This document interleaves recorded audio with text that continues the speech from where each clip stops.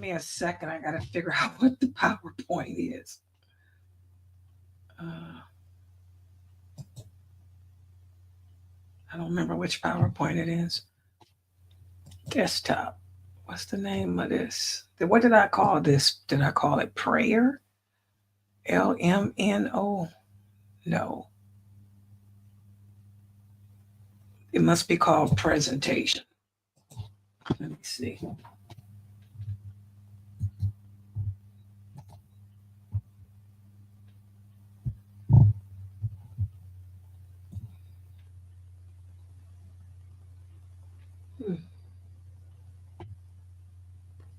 Prayer.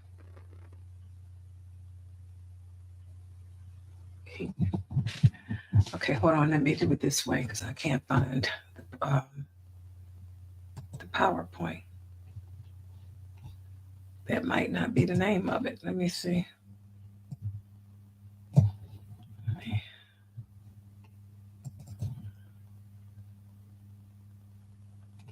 Let me save it as desktop. Save. Yes.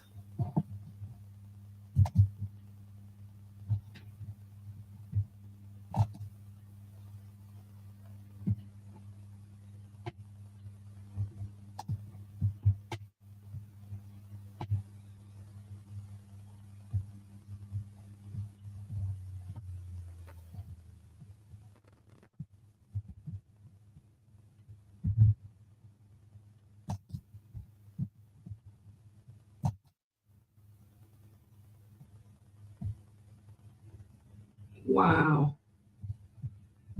There it is. Okay. Oh, I wish. Okay, let me close this and this. Oh, okay, guys. I'm sorry. I had to find the PowerPoint. Okay, give me a second. Hold on. Ina alhamdulillah wa salat wa salam ala wa rasulullah. This is our class on how to perform the prayer. And alhamdulillah, tonight I'm going to be speaking about the sunnahs of the Dhur prayer.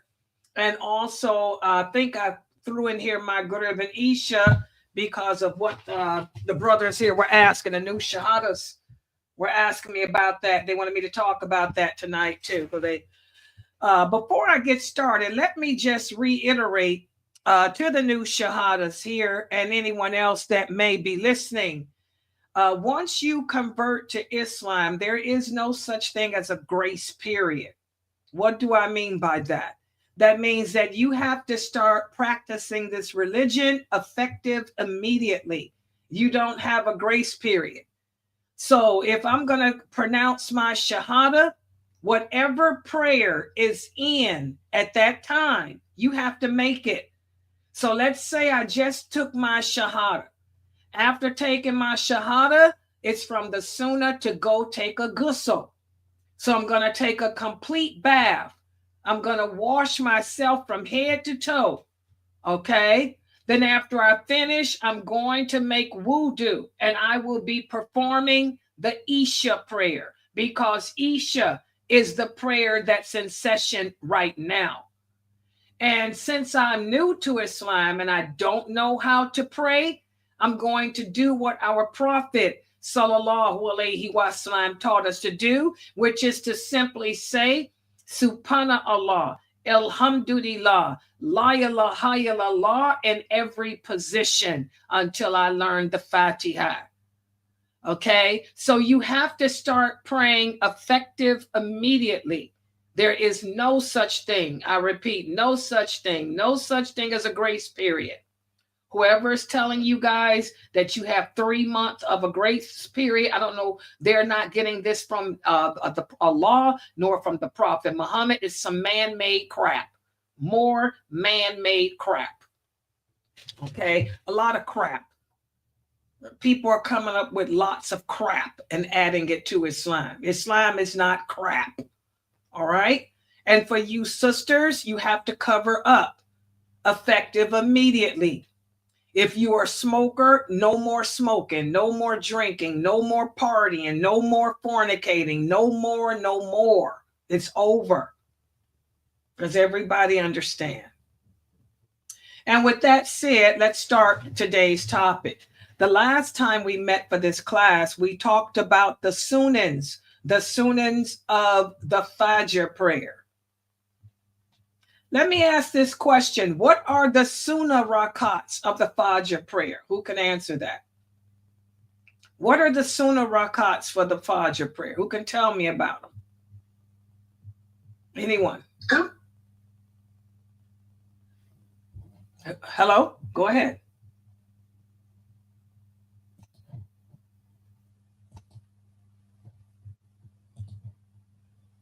Two rakats before Fajr.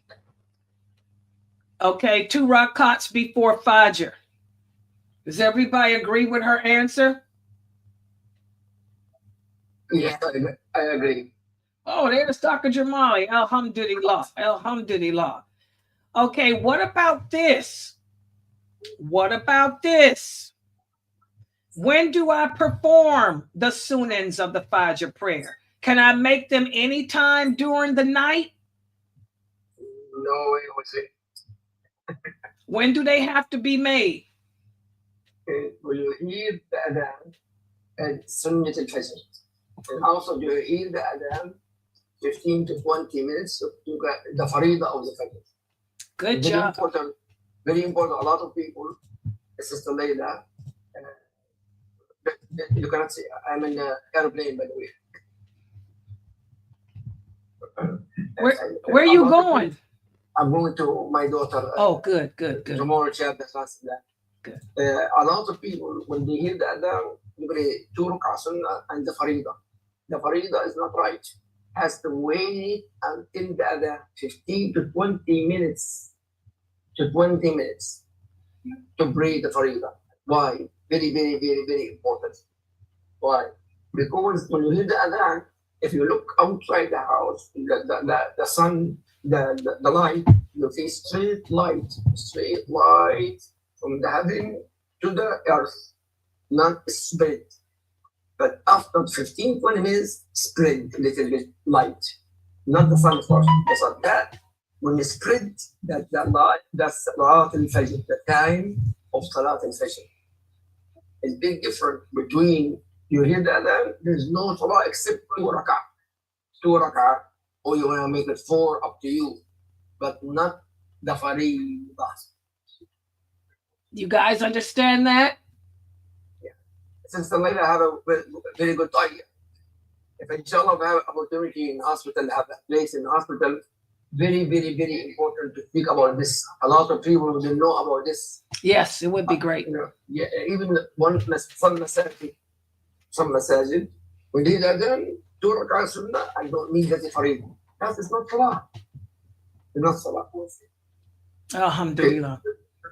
Yeah, okay. This is great. What airplane you flying on? You're not on Spirit again, are you? Yeah, I have no choice. Not only that, not straight. I'm in Georgia now.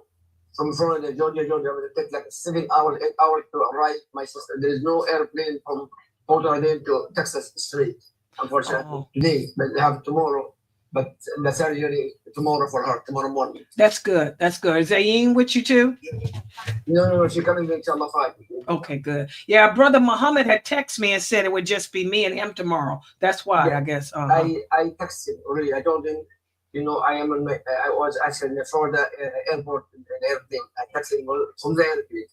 I told him either you do it yourself, or if I have a place in the hospital, we'll do it 3 hours, inshallah, me, you and Sister Layla. That'd be great. Alhamdulillah. I do my best inshallah to me because this topic is very important topic. I would love to do that inshallah. Oh yeah, that would be great. Alhamdulillah. Well, give my love to your daughter and tell her that we're all making dua for her, and inshallah everything will go great. Inshallah. Make dua Allah. She's in the chemo every day. Chemo is very, very, very ill. You can't even speak. Are your sons there with her too? Are you both your older sons there too? Yeah, everybody. Good. 3 kids will be with her. Good. Alhamdulillah. And I ain't coming Friday and Saturday and Sunday. So. That's good. MashaAllah. So she'll have everybody there. That's great. That's great. But all this stuff is very good. Us, the church, us, very important. We love to do it say as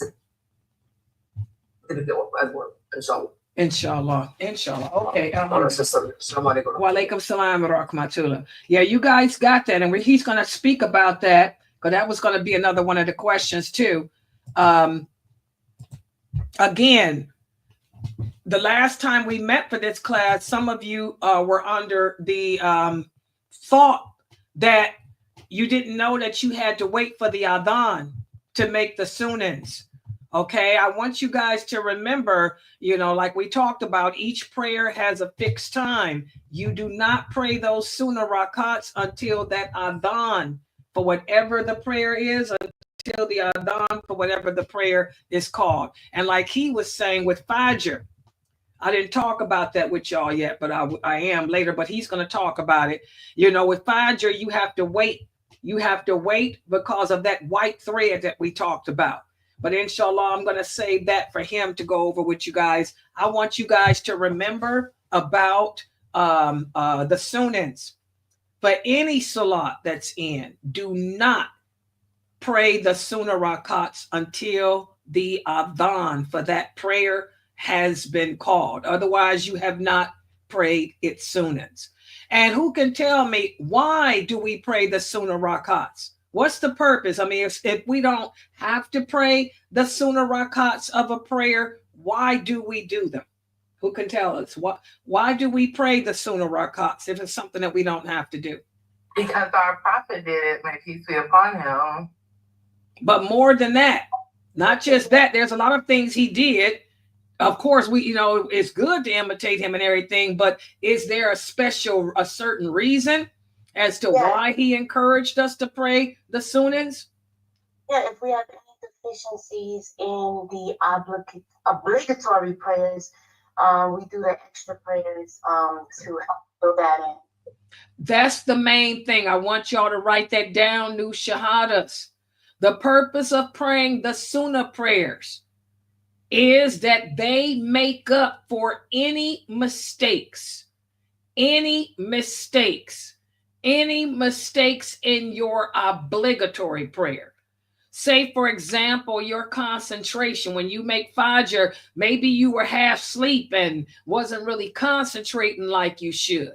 Well, Allah will take from your sunnah rakats to make up the difference of that.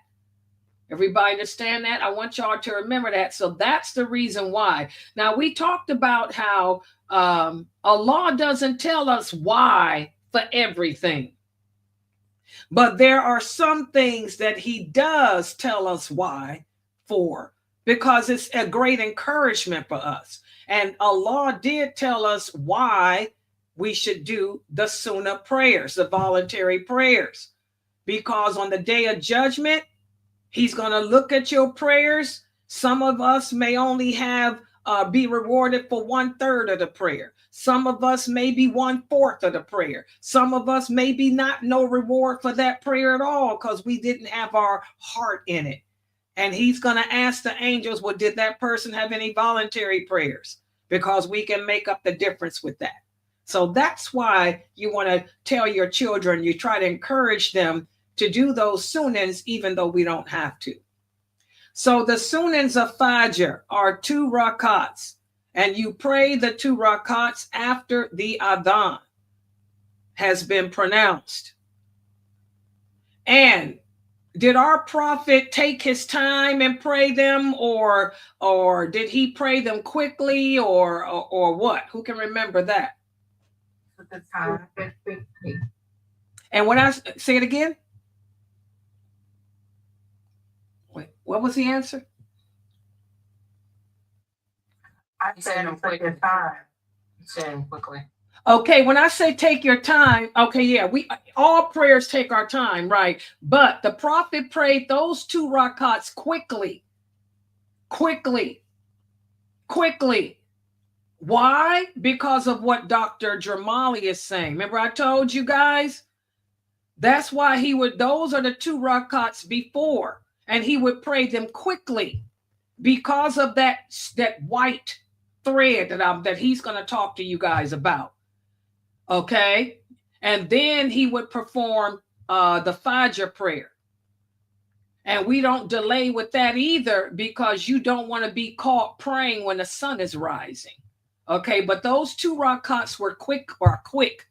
Remember that. Those 2 rakats are prayed quickly. That doesn't mean, I mean, don't play around. He would just recite the Fatiha and a short surah and keep it moving. That's not the time to recite Surah Baqarah, in other words, or a long surah, because of that thread that Jamali's going to tell you guys about. Okay?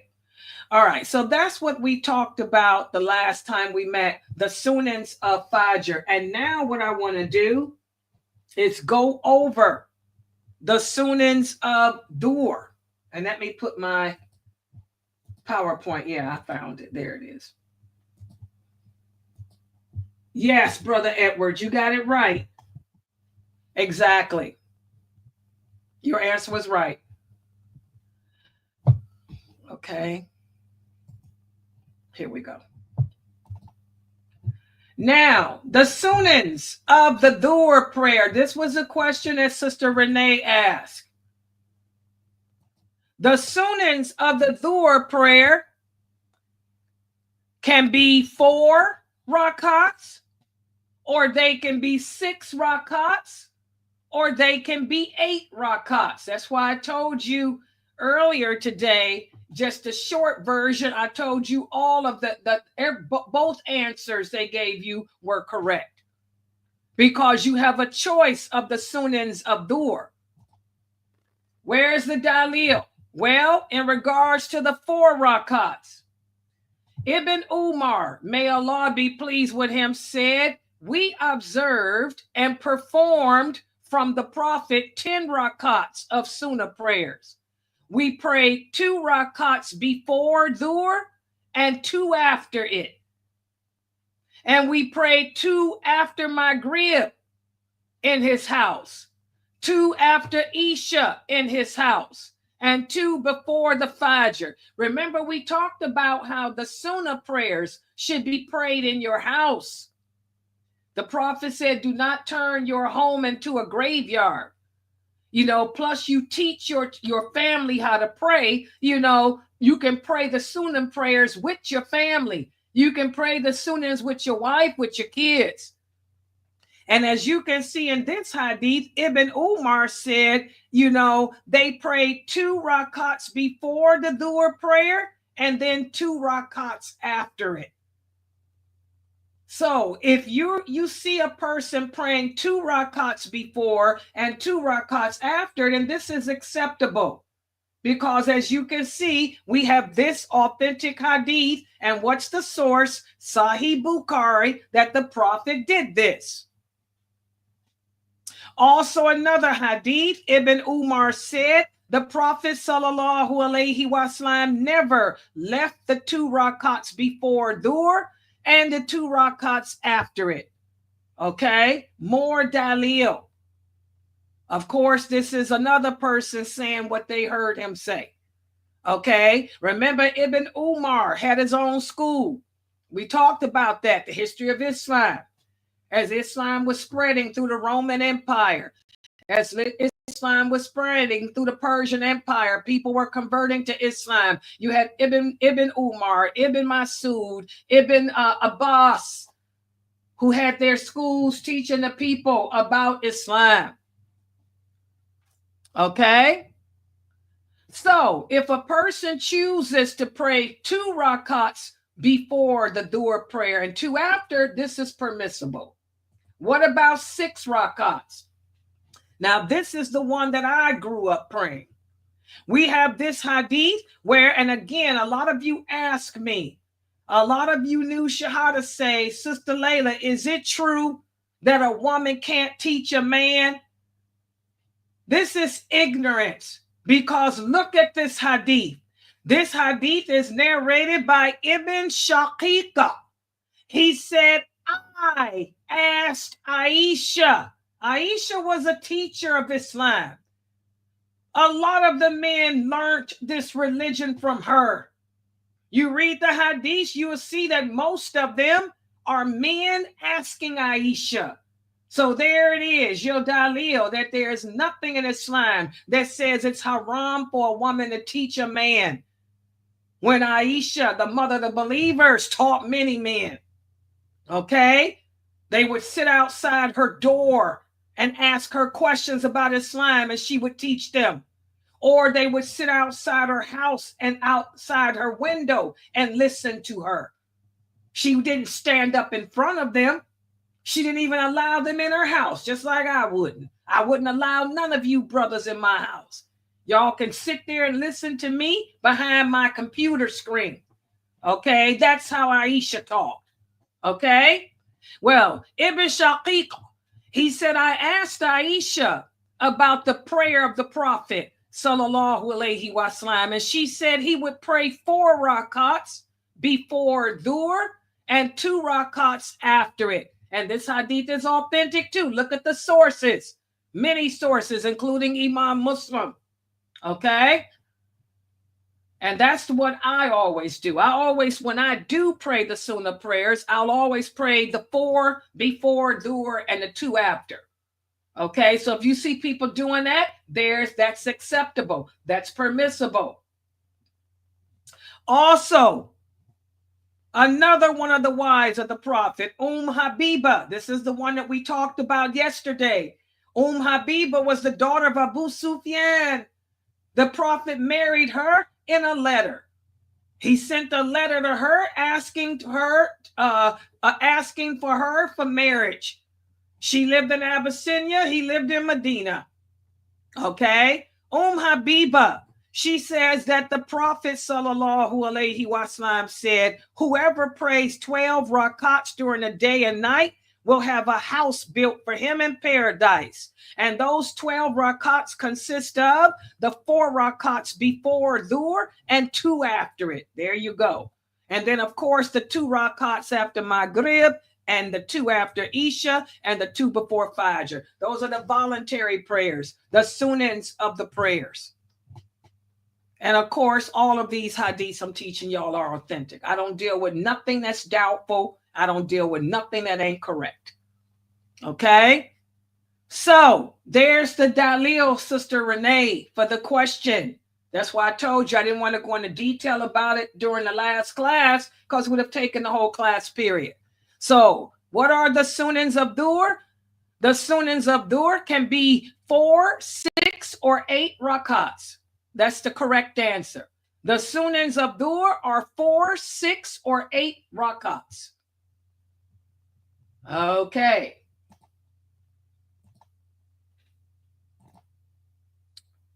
Wait a minute, I don't know what I did here.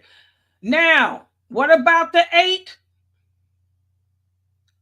Again, Habiba, whoever prays 4 rakats before Dhur and 4 after it. This is what Habiba, the wife of the Prophet sallallahu alaihi wasallam, said. I'm trying to make it so y'all can see the whole thing.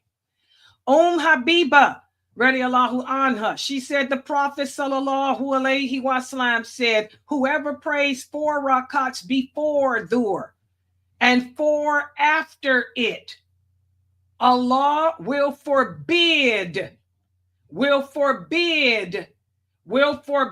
his flesh from it being in the fire. And this hadith is authentic too. Many sources.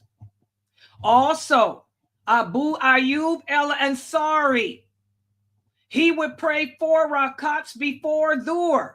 And so the people one day said to him, you made that prayer continue too long. He said, I saw the Prophet sallallahu alaihi wasallam doing this. And I asked him about it. And he said, it is a time in which the doors of the heavens are opened. And I wish that my good deeds would be raised to heaven during it. So here you can see all these hadiths are authentic. So those are the 8 rakats. The 8 rakats that you can pray of Dhur, voluntary rakats. Okay, sunnah rakats. 4 before or 4 and 4 after it.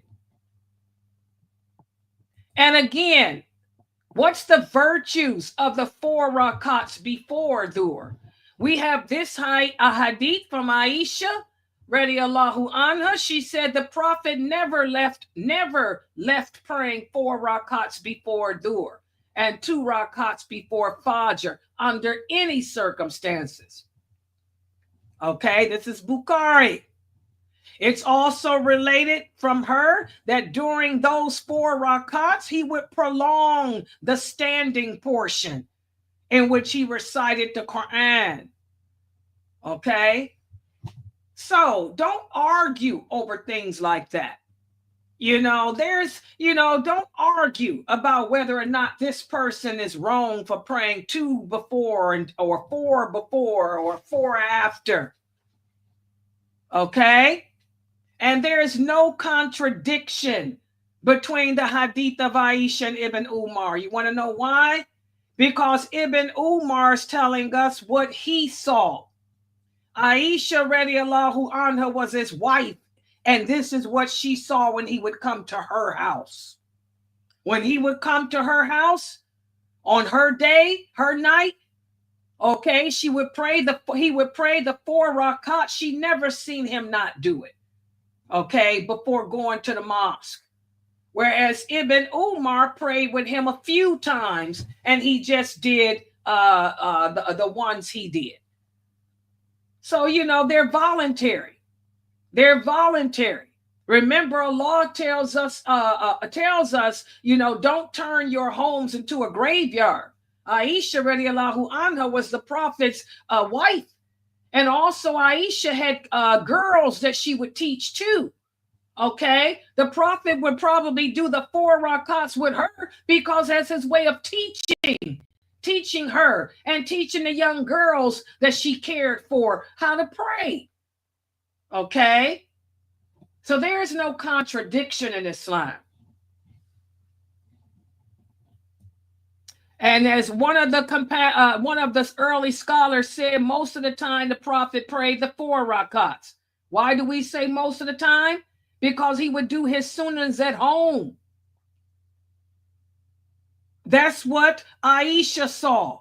That's what Habiba saw too. They were his wives. All of his wives saw him pray 4 when he was at home. Occasionally, he would pray the 2. He'd do the 2 when he was with the brother somewhere. So don't try to let people talk that stuff about how the hadiths contradict, because they don't. You have to look at who's narrating. You have to know the history. You have to know the story behind it. The who, what, where, when, why. And most Muslims don't know anything about the history of Islam. Okay?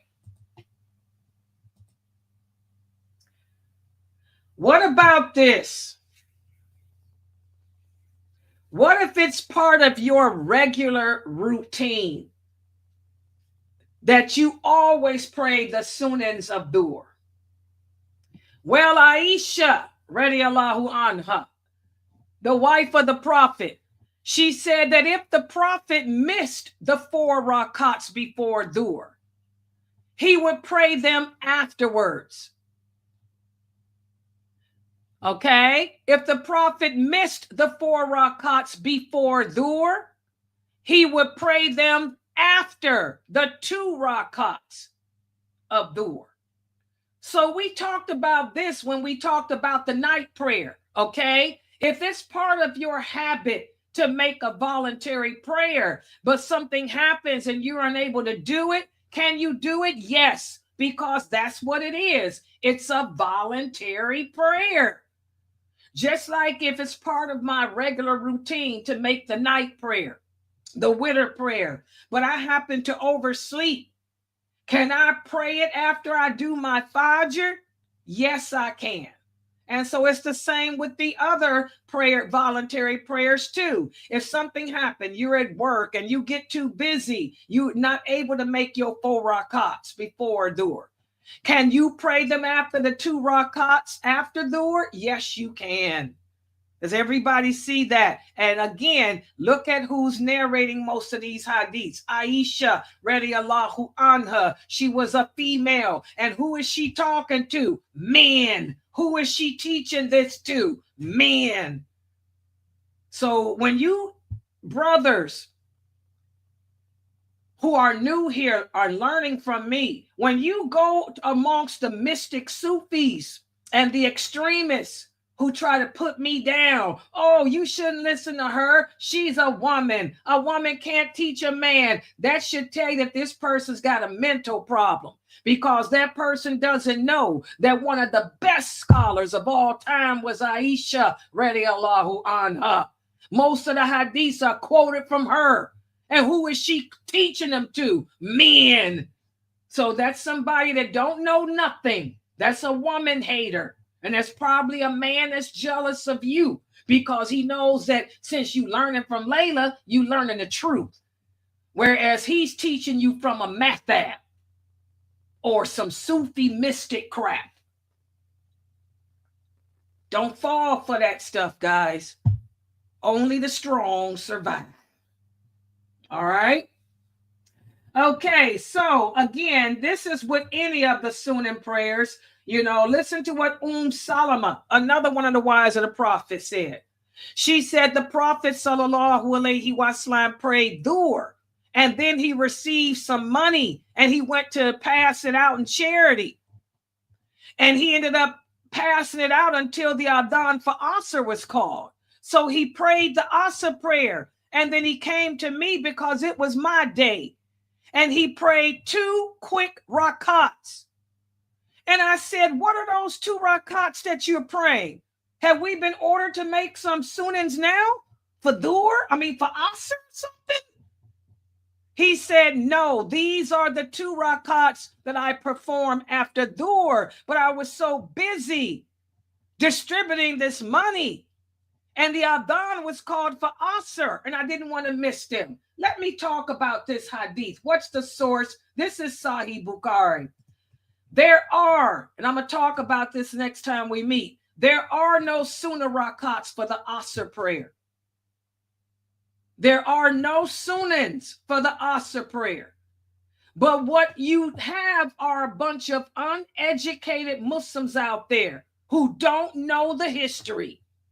They'll read this hadith, and there's other versions of this hadith that are shortened, where you would just say, I saw the Prophet praying 2 rakats before Asr.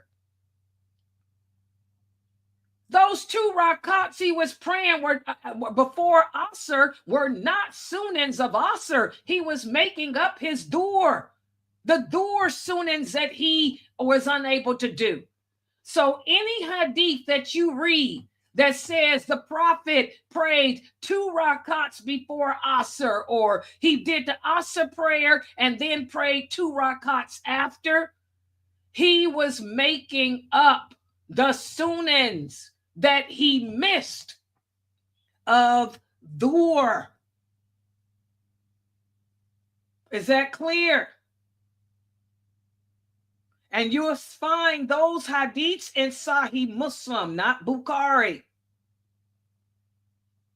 So when you read Sahih Muslim and you come to that hadith that says, oh, I saw the Prophet making 2 rakats after Asr, or I saw the Prophet making 4 rakats before Asr, you need to read the rest of the hadith. He was making up the sunnahs of Dhur that he was unable to make due to war or something else.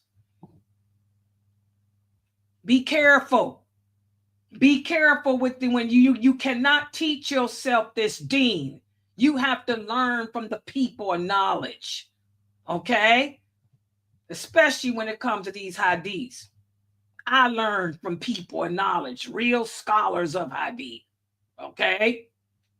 So, that's one of them right there. Salama asked him, what are this? This is the Asr. The Adhan was called for Asr. I thought there were no sunnahs. What are you doing? We got sunnahs for Asr now? He said, no. These are the rakats that I perform after Dhur. But I was so busy that I was unable to perform them. So now I'm performing them because I hate to miss them. So there are no sunnahs for the Asr prayer. Anybody that tells you it is ignoramus. I hate to say it.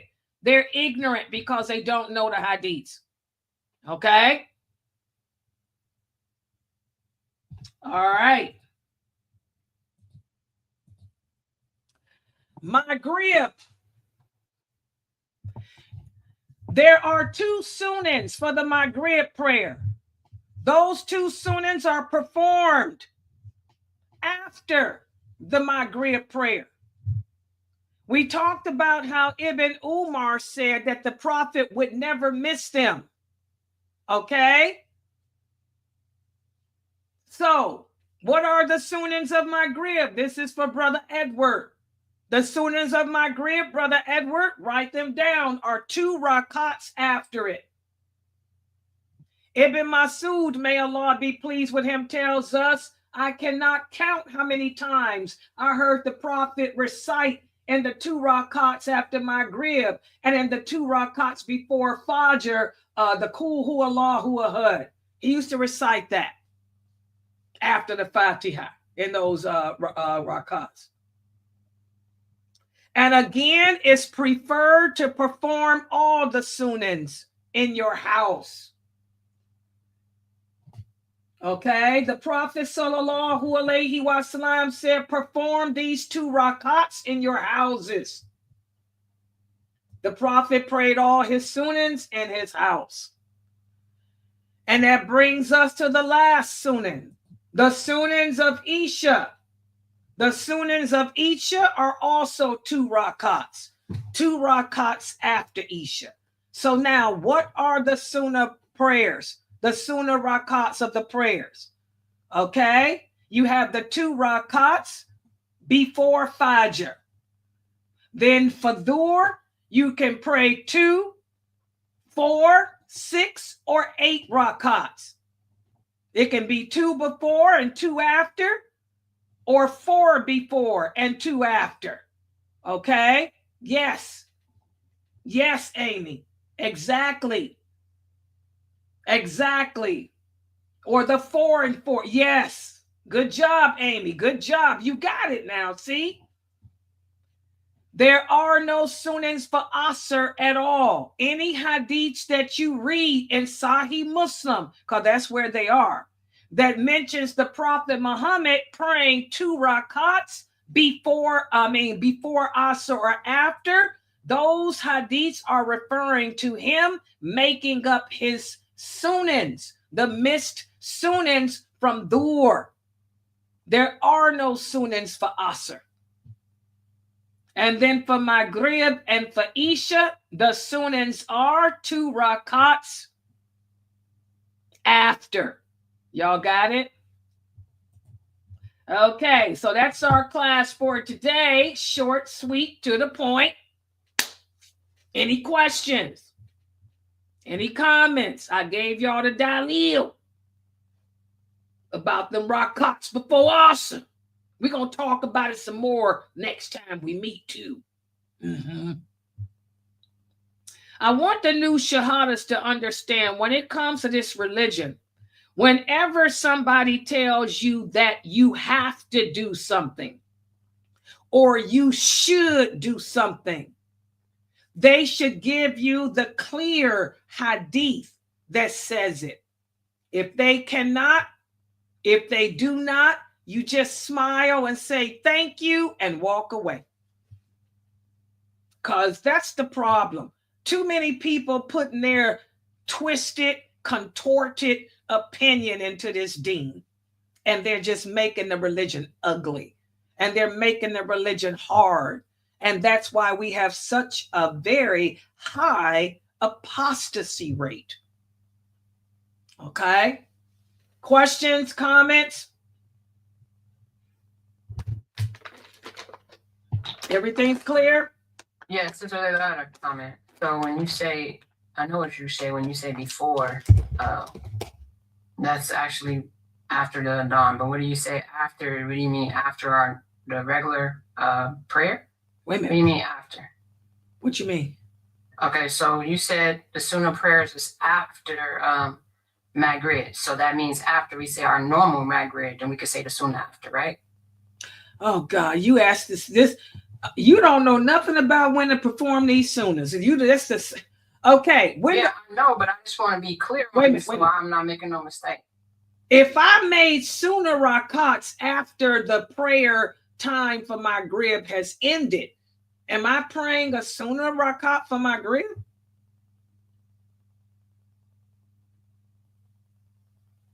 I just want you to think. See, I didn't want Jamali to answer that question. I was going to call on you. And I was going to call on Amy. Amy got it right, though. Okay. When are the Sunnah prayers performed, Mina? After the dawn. And how long does a prayer stay before the next one? Okay, so now, so now what's the question you're asking? Okay, so I'm just wondering because I never made the Sunnahs before, just duha and the night. They're the only ones I did as far as in Sunnah. So I wasn't really clear on it because on here you said that you mean as far as when? Sunnahs, okay, remember what's the difference? I should have asked this question for y'all. That should have been in part of your quiz. What's the difference between the Sunnah Rakats of a prayer and a voluntary prayer? Mina. Remember we talked about that the last week? What's the difference between a Sunnah Rakat prayer and a voluntary? Remember, when I just say voluntary prayer, that means it doesn't have to be prayed at a specific time, nor does it need a specific number. Remember? Yeah, I remember that. Okay, Sunnah prayers, they are prayed at a specific time and they have a specific number. So the Sunnah prayers are associated with your obligatory prayers to make it easy. So when does a prayer come in? A prayer doesn't come in until the adhan is called for. So now, if you want to do the specific prayers, which are the Sunnah prayers, they have to be prayed at the time the Prophet told us to pray them. So what time? When are the Sunnah? That was our first question. When are the Sunnahs of Fajr offered? They are offered before the Fajr prayer. In other words, before the Fajr congregational prayer. Okay? You don't pray them until the adhan for Fajr has been called. But before we all line up together to pray in congregation together, or before I stand up to pray my 2 rakats of Fajr, I am going to pray 2 voluntary rakats before. You understand now? Sister, can I make Wait a minute. Wait, let me get her first because she's after you. Yeah. So the the Sunnahs of the Fajr prayer are 2 rakats, and you pray them before you pray the actual Fajr prayer. Okay. I see. Let me change the wording. All y'all listen. Let me break this down in plain hip hop English. The Sunnah Rakats for the Fajr prayer are 2 in number. And you pray those 2 rakats before you pray the actual Fajr prayer. Now, the Sunnah Rakats for Dhur, you can either pray 4 Sunnah Rakats before the actual prayer is performed, and then 2 rakats after the actual prayer is performed. Or you can pray 4 rakats before the actual prayer is performed, or 2 or 4 after. Y'all understand that, Mina? You got it? Yeah, that one's broke down better. Okay, I got that. Okay. I think I got it too. Okay. I process stuff a little bit slower. That's why I gotta be. I'm smart, but I process a little bit slower. So now, this is the day I'm going to wake up. I'm going to do wudu. I'm going to, set my intention. That's why I got up. So my intention is set. I'm going to wait for the adhan. Pray my sunnah prayers. If for Fajr, it'll be 2 rakats. Then I go ahead after the 2, and I can do those quickly. And then after that, I pray my obligatory 2 prayers. And then after that, I can immediately start in with another 2 sunnah prayers. No, ma'am. Okay. Okay, remember, the Sunnah Rakats can only be performed when that prayer it's assigned to is in session.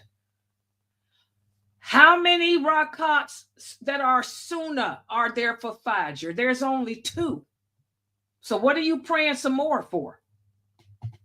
I don't know. Look, what you're sure right. You only said 2 before, not 2 after. Now okay, you thinking of Dhur. Now you thinking of Dhur. Dhur is different. Dhur you can either pray 2 before, or you can pray 4 before, and 2 after, or 4 after. So let's say the adhan is called for Dhur. And I get up, I say, okay, I'm going to make some extra prayers. I'm going to pray the Sunnahs of Dhur. And I think today I'll just do 2 rakats before and 2 after. So you go ahead and pray your 2 rakats, and then you're done. Then you'll say, okay, I'm going to go make Dhur now. Then you pray your regular Dhur. And then after your Dhur, you say, well, I'm going to do the other 2 after. You see what I'm saying? Yes, ma'am. I get it now. Thank you. Do you get it now, Mina? So, Mina, let's answer your question. Let's say that it's time for Maghrib, Mina, and today you decide that you're going to pray Maghrib and its Sunnah prayers. How would you do it? Mina.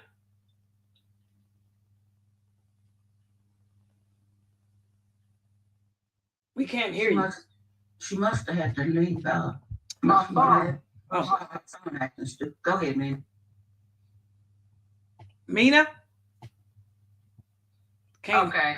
I mean, my phone messed up. Okay. We can't hear you.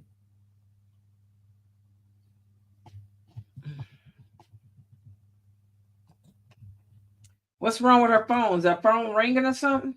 No, it's she had dead places in the house, and she be running into them.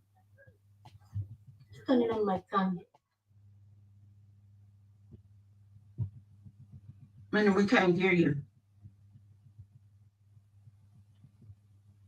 That's why I don't use some phones. I don't like phones on Zoom. I got to use a computer. I don't deal with them phones. And it's so hard on Zoom because in order for me to take it off of mute, I gotta tap the screen a couple times for the menu to come up. It's so frustrating. But with Allah's help, I'm gonna have me an iPad real soon. Yeah, but you do good. I don't know. This first time this ever happened with Mina. And she couldn't understand them soon as last time. That's why I wanted her to answer that question, but not Jamali. Yeah. I mean, say something. Okay, can y'all hear me now? Yeah. Yes. Okay. I don't know what's going on. Okay, the last thing I heard you say was the Sunnah prayer for Fajr, you have to say. No, not Fajr. Let's do Maghrib. Okay, so Maghrib was the dawn is called for Maghrib. So once the dawn is called for Maghrib, you say the Sunnah prayer. After that Sunnah prayer, you play the regular prayer, right? No, what are the Sunnahs of Maghrib? Are the 2 rakats before Maghrib or after Maghrib for Sunnah? I mean, remember, guys, Maghrib and Isha. The Sunnah prayers for Maghrib and Isha are after the prayer. Okay, okay. So how would you perform the Maghrib with its Sunnahs? So the Maghrib with the Sunnah is after. So after the dawn is called, I'm going to make my obligatory ones. And then after that, I'm going to say my Sunnah prayers. Exactly. That's it. So what was the question you were asking? I don't understand. That was the question. I wasn't clear because I don't really do the Sunnahs like that. But I wanted to start because I wanted to. Yeah, you the only thing I do is a duha prayer. That's it. Yeah, so okay. I didn't know the Dhur and yeah. Maghrib or all this. So remember, Maghrib and Isha are 2 rakats after the prayer. Okay? And remember, Dhur can be either 2 or 4 before the prayer plus 2 or 4 after. Okay. And then Fajr are the 2 rakats before. That's it. No sunnahs at all for Asr. Okay. I have a question, Sister Layla. Mm-hmm. So what if we pray Isha and we don't want to do the 2 rakats for Isha, but we want to do witr? Can I just do witr? Yes. Rakat? Yeah, because remember, you don't have to do any of these except for the obligatory. You don't have to ever in your life pray a sunnah, just like Mina. Mina says she never in her life prayed a sunnah prayer, but she prays duha and witr, but not the sunnah rakats of a prayer. You don't have to. They're optional. Even the witr is optional. All that's optional. But if you're asking me, do you have to pray the 2 sunnahs of Dhur in order for Allah to accept you praying any other voluntary prayers during the night? No. Because all of them, they're all optional. They're not connected together. Those are not. Do I have to wait to pray? Okay, to pray tahajjud, do I have to go to sleep after Isha and then wake back up in order to pray tahajjud? No, and this is some mystic Sufi crap. The Sufis, even with the night prayer, the mystic Sufis, who I'm really beginning to not like, they tell you that you can't even pray the witr prayer unless you go to sleep and wake up. None of that crap is true. No. That's right. That's why I see a lot of y'all come from Sufi backgrounds. It's just ridiculous. Sufis tell you all kind of crazy stuff. These hadiths that I'm teaching you are the authentic hadiths on the prayers. These hadiths are it. Anything other than these hadiths I gave y'all is not correct. These hadiths are correct. Anything other than what I'm teaching you in this class, you don't pay it no attention. Because the Sufis they put a lot of emphasis on prayers and God is love and all of that and don't even know that Allah's lordship, don't believe in Allah's lordship, half of them. Let explain the different names, tahajjud, witr, all that. They all night prayers, right? So yeah, we're going to talk about that the next time we meet, but no, that's Arabic. Those are not prayers. Those are terms referring to the beginning of the night, the middle of the night, and the end of the night. That's all. That's Arabic. Arabic is a language, not a religion. There's no such thing as a tahajjud prayer. There's no such thing. Even witr is not a prayer. Witr means 1 rakat or an odd numbered rakat. But tahajjud, qiyam, if you were speaking Arabic, you're referring to the different parts of the night. The beginning of the night is you got qiyam is the middle of the night. Tahajjud is the last third of the night. Witr means odd number rakat. Okay, but they have not. Those are not prayers. There's times. It's just referring to different times of the night. Thank you for that. I did not know that. Thank you so much. And that's why a lot of times, a lot of you sisters will go to the mosque. I get these complaints all the time. Arabic women laughing at you and they're making fun of you because you ask a question. Imam, if I want to pray tahajjud, do I have to make witr afterwards? Then the Arabic women, which is ignorance on their part, they laugh at you. Because what you're basically saying is, if I want to pray during the last third of the night, do I odd number it? Because that's all referring to different times of the night. And instead of the Arabic people correcting you, letting you know that, they sit there and make fun of you and laugh at you. That's ignorance. It happens all the time. I get these stories from the new converts all the time. You know, Qiyam means to stand up. Qiyam means to stand up. There's no prayer called Qiyam. Qiyam is to stand up in the middle of the night. And then they snicker at you. How, you know, that's ignorance. The last third of the night lasts until right before Fajr. So all you have to do, if you want the reward of praying during the last third of the night, all you have to do is get up before the Adhan for Fajr. Once the Adhan for Fajr is called, you're done. The last third of the night is over. So if you want to catch the last third of the night, just simply get up before Fajr and make your dua or make your prayer. Islam is easy. It's not as hard as people make it out to be. And when these people make fun of y'all, that's ignorance. And you should just tell them that. When they laugh at you like that, just tell them, you know, sister, why didn't you tell me? Why don't you explain what am I saying wrong? It's just a language. It's not my native language. So can you explain to me what's so funny? Just tell them that, throw it back on them like that. Then they look stupid. They'll look stupid for that. But half of the time, they don't even know the meaning. They don't, because they don't speak Fusha. They don't even know ask them what Isha means. They can't tell you what Isha means. Isha means night. They think my name. They think Layla means night. They don't know. When technically my name means midnight. Layla means midnight. Yeah. So that makes me mad when I hear that. Well, yeah, I hear these type of stories all the time from the new shahadas. Yeah, I hear this all the time. Yeah, don't feel bad though. Just call them out on it. Call them out on that ignorance.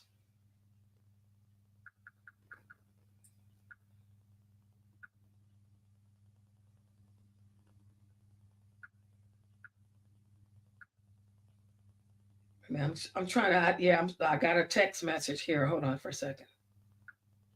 Okay. May Allah bless you. Okay. Yeah, you got, did I answer for you, sister? I know it's a little lag.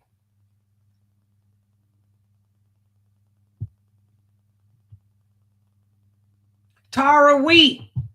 Good. Yeah. Okay. Taraweeh is the beginning of the night. During Ramadan, you go to the mosque and you say, I'm going for Taraweeh. What are you saying in English? I'm going to pray voluntary prayers at the beginning of the night. Remember how Dr. Asim told you an Arabic word can mean 300 different things. So when we say during Ramadan, I'm going to the mosque for Taraweeh, what are you saying? You're saying in English, I'm going to the mosque to pray voluntary prayers, you know, in the beginning of the night. Taraweeh refers to the beginning of the night. Isha. Isha refers to the night. It means it's now nighttime. Taraweeh, beginning of the night. Qiyam. Qiyam el-Lail is what it is. Qiyam means to stand. El-Lail. El-Lail. I'm going to stand up at midnight. That's what Layla means. Layla doesn't mean night. It means midnight. That's the meaning of my name. I'm going to do Qiyam el-Lail. I'm going to stand up at midnight. Tahajjud. I'm going to pray during the last third of the night. And I'm going to pray with. That means I'm going to pray an odd numbered rakat. Y'all got it?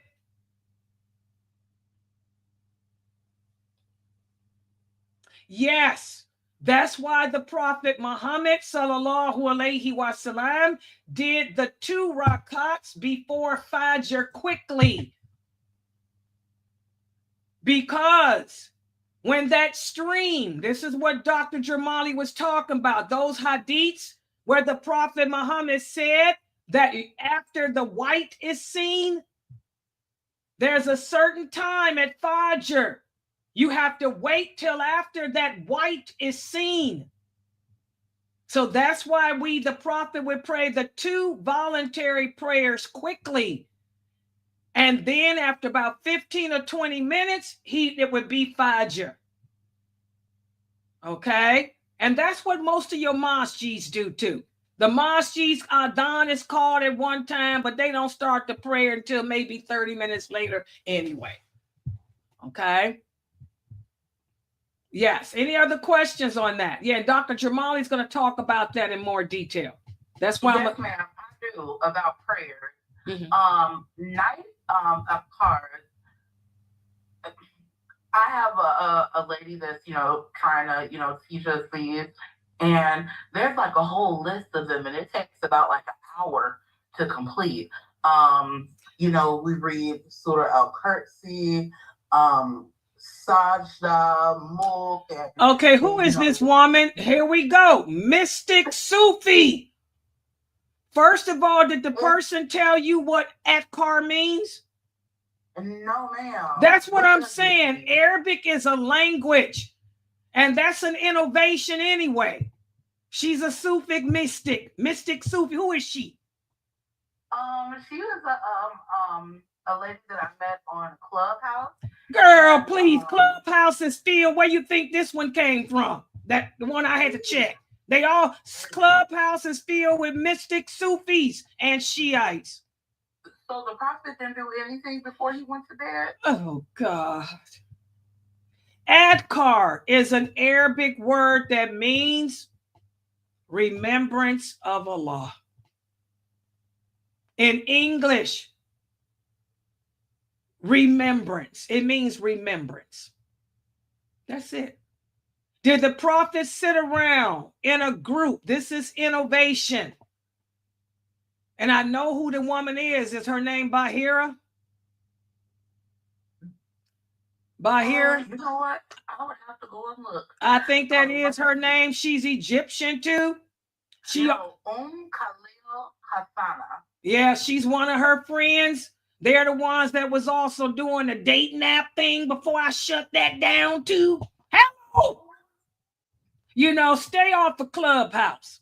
Yes, ma'am. You ain't got nothing on Clubhouse but a bunch of Shiites and a bunch of Sufi feminists. Okay?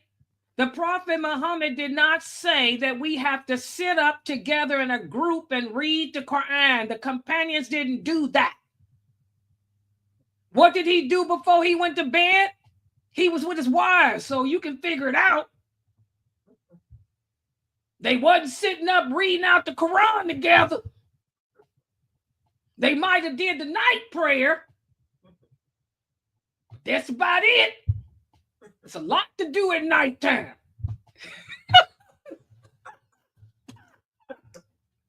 Yeah, stay off of Clubhouse. Any of my new shahadas. Yeah, his brother here said he knows Clubhouse is a piece of crap. Yeah, stay off of Clubhouse. You're not going to learn Islam from them renegades there.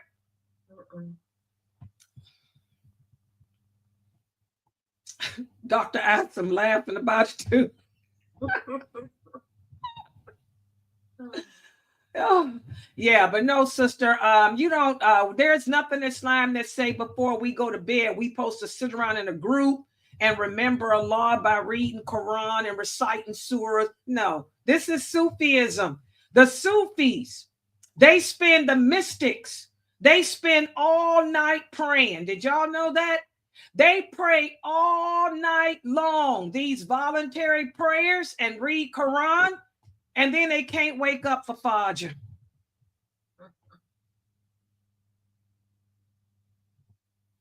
Okay?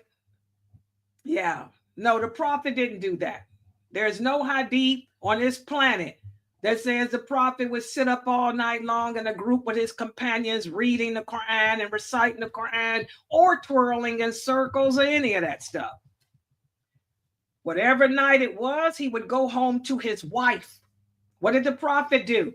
Every day after Isha, the Prophet would go home. He would leave the mosque and he would go home to whoever's turn it was of his wives. And he would spend time with his wives doing what men do with their wives. He used to help them around the house too. But did they sit around reading the Quran and praying all night long together? No. Mystic Sufis. Oh God, I see why Sheikh Atlee don't like those people. Oh my God. Yeah, that's that chick. She's still on there doing that, her nightly adkar. Yes, ma'am. That's exactly what it is. Her nightly. And, do you recommend us taking guidance from the Fortress of the Muslim book? What's the name of this book? Fortress of the Muslim. I don't recommend you read no books other than the ones I teach here on my website from Kareem Abu Zaid, because these books are based on Aqidah. What is? I never heard of no portrait of the that's not a hadith book, and it's not the Quran. You know that little book she's talking about. Yeah, it has du'as in it. Oh, she's my fortress. No, she said portrait. Yeah. Oh, no, fortress. I don't recommend Fortress of the Muslim either. You want to know why? Because it's got a lot of Sufi supplications in it. I can tell you one, Anima Glubin Fantasir. And it tells you if you recite that whenever you're in trouble, and the angel on your right shoulder is going to come and help you. Astaghfirullah. We don't call upon the angels. The Prophet Muhammad, sallallahu alaihi wasallam, said the best supplication is the one that comes from your heart.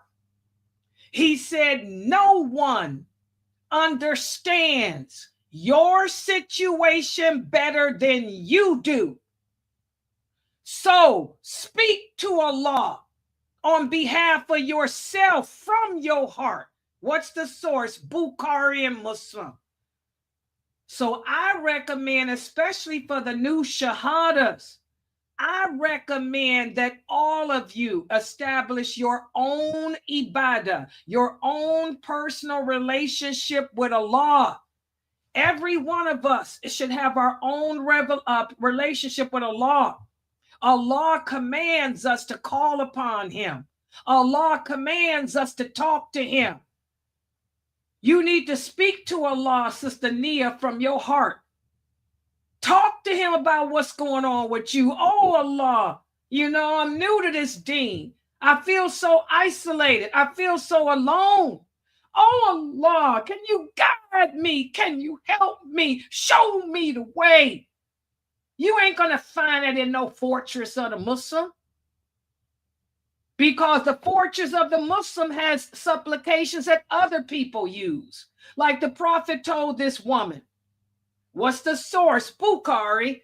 A woman came to the Prophet. She said, oh, Prophet of Allah, I'm going through so many hardships. Please make dua for me. He said, I could make dua for you, but it would be better for you to make dua for yourself, because no one knows what you're going through better than you can. So she said, I'll make dua for myself. Okay? She said, just ask Allah to bless me. So make your own supplication, Sister Nia. And that's for all you new shahadas. When I went to make Hajj, I'll never forget. Here we are going around the Kaaba. Do you know how many Muslims are going around the Kaaba with books in their hand? That book, Fortress of the Muslim. I'm like, what is this? I said, why come these people are not talking to Allah from their heart? The companions didn't walk around with no book in their hands. The companions talked to Allah from their heart. They spoke to Allah from their heart. And this is what we don't do today. We think that, number one, in order to talk to Allah, you got to speak Arabic. How many of us think that? Because you don't speak Arabic, you can't talk to Allah? Who said that? Okay? We need to get our own relationship with the Lord, guys, and talk to him. If we did that, he'd answer our prayers better. Instead of using somebody else's supplication, when their supplication don't even relate to you. Or you're reading a supplication, calling upon the angel of your right shoulder to help you, when that's shirk. That supplication is in that book. That's when I threw that book away. Yep. Everybody got it? Yeah, so you don't need to be joining no social media club meeting with a bunch of crazy women, you know, singing and praising, you know, reading. I don't, and they can't tell you why they doing it. They can't give you no dalil where Allah said do it. Besides that, guys, prayer is between you and Allah. It's not between you and the world. Allah tells us not to show off. The Prophet Muhammad said a man's prayer in his home, his voluntary prayer in his home, is better than his prayer at the mosque. And for a woman, we get more blessings praying in our bedroom because we behind closed doors. It ain't about showing off. A bunch of women sitting on social media singing the Quran and crying. I mean, that's some show-off garbage. Even the prophet's wives didn't sit around together doing no crap like that. That's between you and your Lord. The prophet said that Allah is more quick to answer the supplication of a person that does it behind closed doors and keeps it between he and Allah. So you new shahadas, get off of social media with that junk and develop your own personal relationship with Allah. Like I got mine, like she has hers, like Jamali has his. Okay? That clear to everybody? That woman still on that Clubhouse. Didn't I thought I shut them down with that trying to find a wife husband stuff. Lord have a mercy. They do the morning adkar and they do the evening adkar. You remember them, Fresno? Morning adkar and evening adkar. You know, Brother Hatham probably sitting in there. Hatham probably in there with him. Morning adkar, evening adkar. Lord have mercy. Women. Y'all see how these Sufis are everywhere? God. I have a question. Yeah, go ahead. You know, sometimes you have a women's party and it's time to pray. Should we all pray together, or everybody should be doing it individually? You can do that if it's all sisters, yes. Aisha would lead the women, her servants and the young girls in prayer at her house. You can do that if you want. Okay. When Fresno and them came to visit me, we all prayed together. Yeah. I like it. It brings unity. Yeah, it does. That's why I say you can do that. That's nothing wrong with that. I can't wait until the day that I get to, pray with other sisters. Like, I'm so ready. Sister Nia, just don't end up with them mystics, man. The mystic people, them crazy people. I'm trying, but Allah has to, lead me to use something hard. So,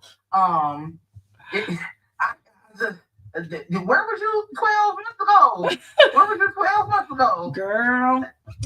And that's why we got such a high apostasy rate, because they, it's just, I didn't know it was this bad, All like I say, I know that Sheikh Atlee has always talked about them Sufis, and he's written books about them. Sheikh Morsi, my teacher, Sheikh Morsi talks about the dangers of them people, but I didn't come around. I'm people like me. I stay to myself, got my own website.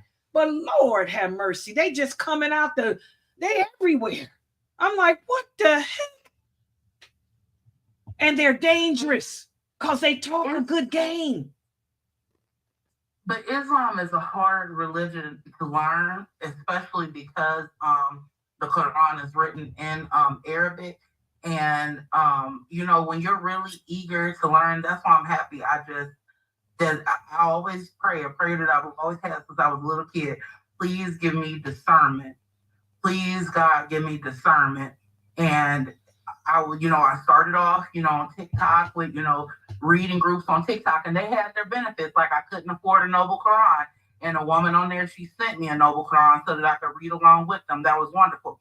But I started feeling like, hey, there's something that's just not right. I don't know what it is. So I stopped. Clubhouse.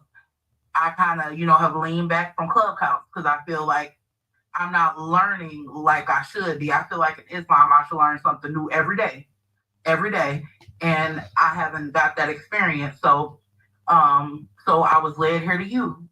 And from SoundCloud of all places, and I don't even got SoundCloud.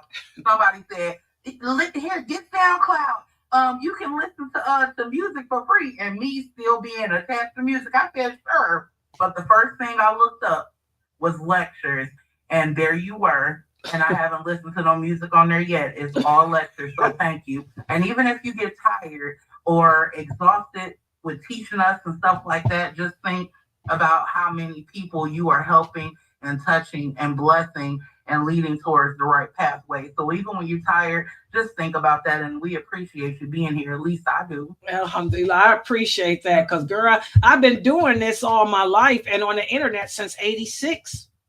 That's why I got all them lectures on SoundCloud. Them things are old. I haven't uploaded anything the past couple of years because I got so much stuff on there. I'm about to go on there and start uploading again. But subhanAllah, like I said, it's just Islam is not really hard. But what Allah did is protect it.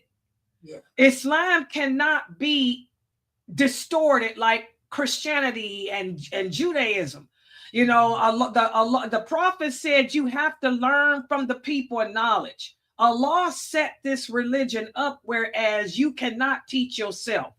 Nobody can teach themselves this religion. You can't pick up a book and read it and say, now I understand it. You have to learn from the true people of knowledge. And those people trace all the way back to the original companions. That's how it goes. When you look at the ijazah of the real scholars, it all goes back to those originals. Okay, so you just have to find the right people. But like I say, Allah says if a person is sincere, he will guide you, just like he guided you here to me. If you really want to learn, he'll guide you. Just like with me, I've had the best teachers. Allah knows I want the best, and now I'm doing what my teachers taught me to do. I've been doing this all my life. But you got to be careful, because we're in the days of fitan, where Islam is distorted, Islam is strange, the Sunnah is forgotten, the Sunnah is abandoned and replaced. But there'll always be a handful of us. Like the prophet said, there'll always be a handful of believers calling the people to the truth. And you'll find them. You just have to be sincere, and Allah will guide you to them. But the Islam ain't hard. It's easy. You just got to be with the right teacher, because these fanatics make it hard, making you think you got to sit up and read Quran all night long before you go to sleep. That's crazy. Like the prophet said, there's a time for this and a time for that. He said your body has rights over you. Your children have rights over you. Your family has rights over you. Spend one part of the night reading, another part sleeping, and a third part spending with your family. You know, you don't sit up and all night long praying and all night long reading verses of the Quran, and you don't even know what they mean. You know, and these women on Clubhouse, they have beautiful tajweed. They can read the Quran with beautiful tajweed because they're Arabic. Okay. But ask them what they're saying. They don't know the hadiths. They don't know what they're saying. They can just, you know, sit there with all that and all that. They don't know the Sunnah. If they knew the Sunnah, they wouldn't be Sufis. You know, subhanAllah. And that's what that program is dangerous, because it's really more Shiites on there than anything. Shiites, and in fact, Shiites were the ones that invented it. I keep telling y'all, most of these social media programs are invented by the Shiites. The Shiites invented Clubhouse, just like they invented that pro-Adhan caller that I've been telling y'all about. That's why the times are so bad. You got to be careful of what you're learning and who you're taking that knowledge from. Yeah. Any other questions or comments, people? Yeah. Yes, Brother Muhammad is tomorrow, but it's going to be me and him. Inshallah, unless Jamali can log in. Jamali said he's going to try. I hope he does, because y'all know it's hard for me to talk and stream. I mean, I can do me, but to do somebody else's thing when I don't know what the topic is, it's going to be kind of rough.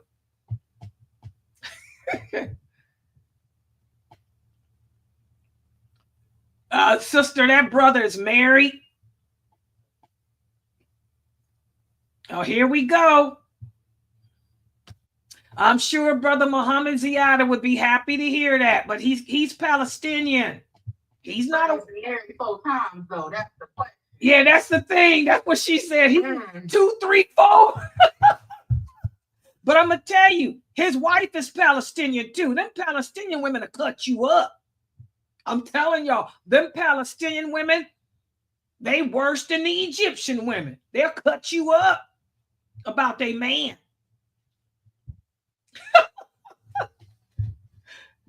Yeah. I'm glad he ain't here to see what you sisters are typing. Yeah, that shirt. You know what? Y'all said that the last time he was here. Y'all notice he been wearing that tight shirt for a couple times now. Hello. Maybe his wife better make him put a thobe on, huh? See, brothers need to cover up too. Yeah. Instead of wearing that police shirt, maybe he need to throw a thobe on and a kufi.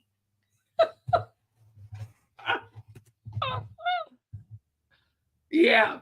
Yeah, but he'll be here tomorrow at inshallah at what time? Oh, they changed their time, y'all. What time did they change it to? 8 o'clock? AY. Remember? Or 7. I thought it was 7. I mean. Oh my God, he changed the class. I gotta look it up. 7:30, y'all say? Or was it 8? Why come I'm thinking? Yeah, I think so, because it's 5:30. Oh, it was 5:30 your time? I think it was 7:30, but let me just look at it. How can I check, y'all? Because I need to know too. Wait a minute. Let me look on Facebook. Didn't I have it for last? Do they still have the last week thing for Facebook? Or, oh, wait a minute. Let me see if I got I made a thing up for him, didn't I? A flyer? Let me see if I got the flyer on here still. Oh, I don't know. I'm going to tell y'all, I don't know. Okay, raising children. You're right, 7:30. It's 7:30. Oh, I'm so glad y'all told me. It's 7:30, guys. Yeah. So his class is at 7:30. Do men have to wear loose shirt? Here these women are about that man in that shirt. No, they don't have to wear loose shirts, but maybe they should. Because I got, look at all these women talking about Brother Muhammad Ziyada with that chest. I know. I had to lower my gaze too. I'm just going to be real. Layla had to do this.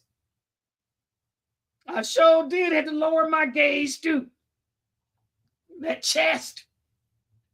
What happens when you are law enforcement, FBI?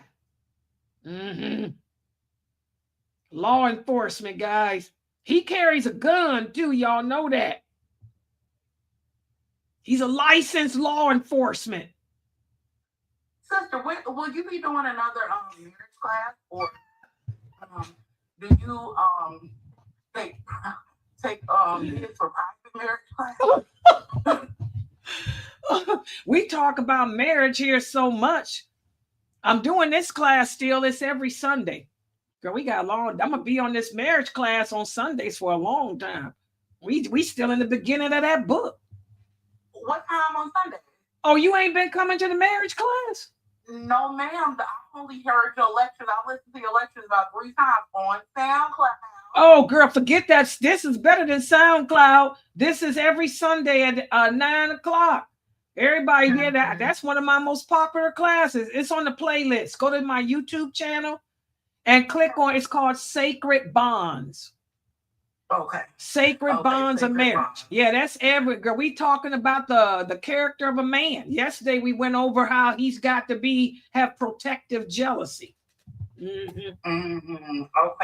See, that's beautiful, because I'm gonna join, because since the advice of the dating and you ain't gave me no dating or courting advice, the marriage advice that you done gave me thus far.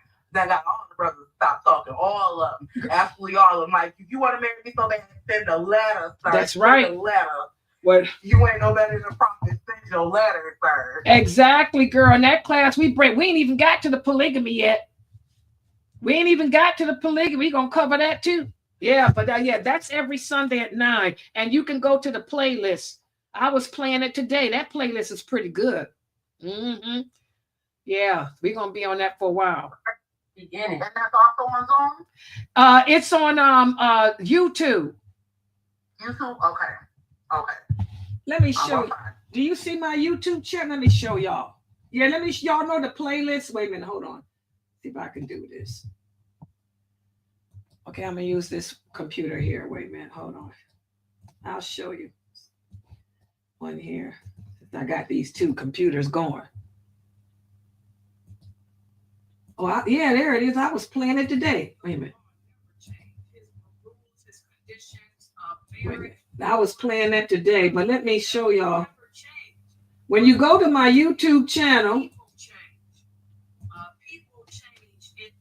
okay, that's the channel. Y'all see this? I'm going to make it big so y'all so the new sisters can see. This is the YouTube channel, right? Here the tab, it says playlist. You click on the tag that says playlist. Y'all see that? And that's where all the playlists are. This is called Sacred Bonds. See, there it is. And it'll play all the lectures one behind the other. You see that, Nia? Yes, ma'am. And thank you for being so organized. Thank you so much. It's Sundays at 9. And these are pretty good classes because I was playing it early today. I was like, wow, yeah. Yeah, that's the Sacred Bonds playlist. That's about marriage. Yeah, but the brothers ain't got to wear no loose one.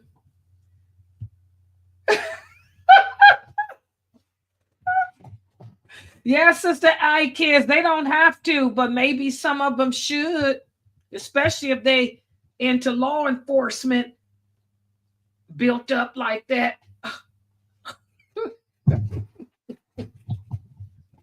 Yeah, he'll be here tomorrow.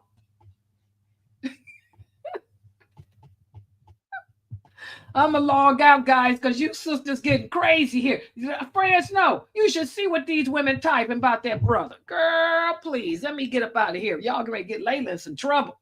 All right, guys, inshallah, tomorrow we have my 6:30 class. We have Brother Muhammad at 7:30. And then we have my class on the Hasidic Tafsir. So I'm going to log out for now. Subhanakallahumma wa bihamdika. Ashhadu an la ilaha illa anta. Astaghfiruka wa atubu ilayk.